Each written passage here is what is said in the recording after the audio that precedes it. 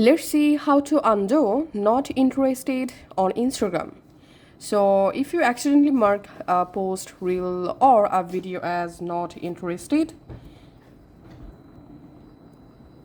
just like this, immediately you can just tap on undo to get back the topic, video, reel or post. So this option only works for a few seconds after tapping, so act quickly. So this was the first option to do that. Now let's see the second method. All you have to need to undo all of your not interested videos, reels or posts, go to your profile, tap on menu. In menu, scroll down and come to what you see section. Here tap on content preferences and here tap on not interested. And here you will find all of your not interested videos, reels and posts.